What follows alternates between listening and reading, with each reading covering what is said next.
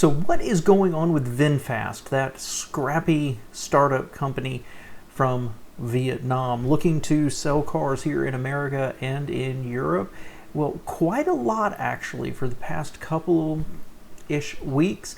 And today I'm going to bring you up to date on 3 things they've got going on that I think are pretty impressive.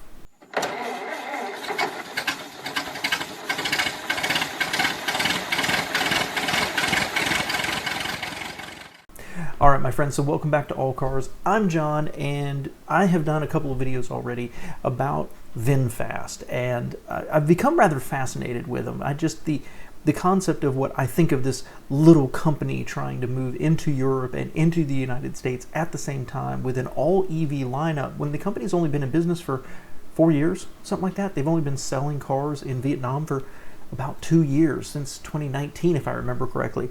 And I got to admit, I'm just a little fascinated with them, so I'm kind of keeping my eye on them. You can watch my other videos. I look at their styling and their plan. They're looking to sell cars to different sport utilities here in late 2022.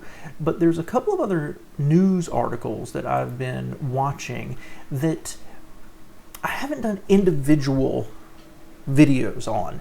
Now, I want to say up front, I think part of why I find VinFast so fascinating is I do tend to think of little Vietnam and this little company trying to crack the American market. But the fact of the matter is that Vietnam compares roughly in land area with Germany. It's a little smaller, but with 15 million more people.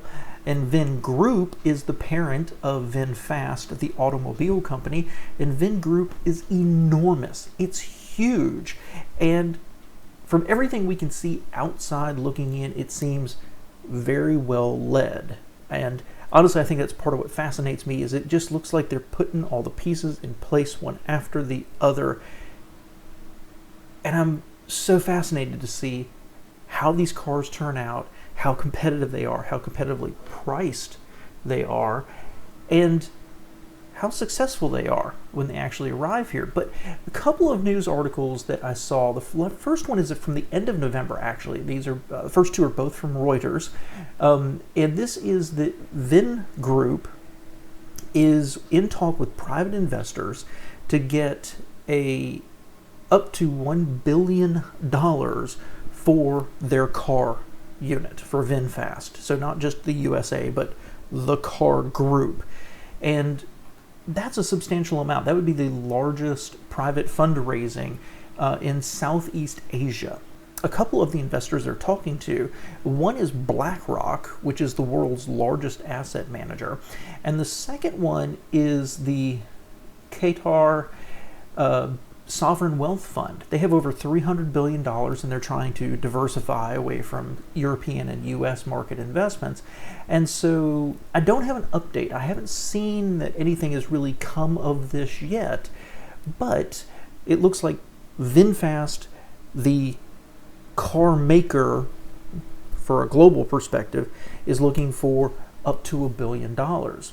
Then back when VinFast said they were coming to America, they opened their HQ, and they started talking about bringing these 2 cars. They introduced them at the LA Auto Show to America by the end of 2022. They were talking about within the next few years, they were planning on getting an IPO for VinFast USA. But since about the beginning of December, they are planning on moving that to the second half of next year. So they're looking for a $60 billion valuation and trying to raise about $3 billion. So, you know, the parent company is trying to get $1 billion to fund their expansion worldwide, and then they're putting the pieces in place to have an IPO here.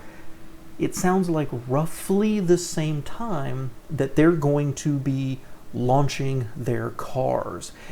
If this is done right, they could get a lot of hype and a lot of excitement right when they have an IPO, or really close to when they have an IPO come out.